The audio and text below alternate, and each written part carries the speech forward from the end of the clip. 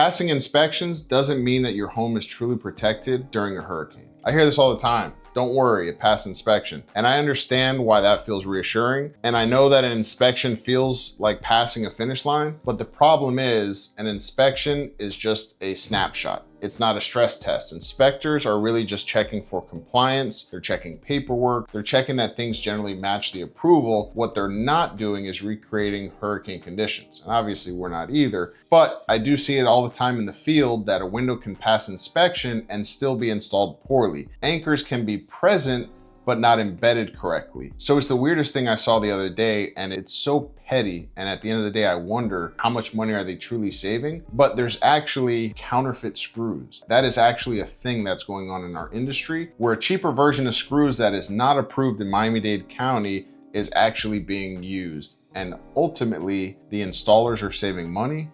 It's just insanity to me. Anyway, so if they are using the right screws, even spacing barely within tolerance, but not ideal for real world pressure, can be a problem. Sealing can look acceptable, but fail under wind-driven rain. None of this shows up during normal inspection. And this is not a knock on inspectors, because at the end of the day, I get it. They have a tough job. They have a lot of jobs to see. They work within a system, but homeowners often think that inspection equals guarantee. And hurricanes don't work that way. Storms don't care if a paper was signed off by an inspector. They care about pressure. They care about force. They care about weak points. So impact windows are actually tested under very specific conditions. When they're installed, do you think that the engineers that are installing the windows for these manufacturers to gain a Miami-Dade approval are messing with the spacing, are not using the right embedment, are doing certain things that aren't going to guarantee that the windows perform at their maximum? And the problem is that these conditions assume proper installation. That's what our NOAs, or Florida Product Approval Codes, call for.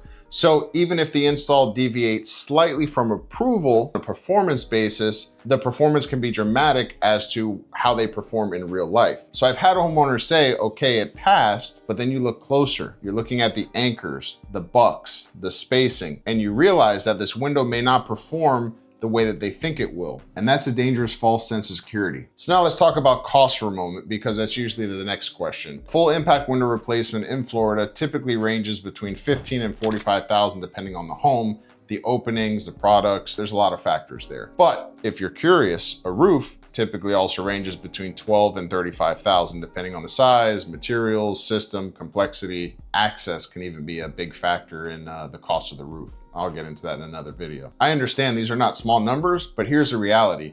Replacing windows or your roof is expensive, but replacing storm damage is often far more expensive. So a lot of people just consider the financial cost, but they're not considering the emotional cost. Your family has to move out. You have to move into an Airbnb, a hotel. Your house isn't livable. And the emotional cost of living through that has to suck. And at the end of the day, damage caused by improper installation is one of the hardest things to fix after the fact. So that's why it's worth slowing down. It's worth asking questions. It's worth understanding the difference between minimal compliance and real performance.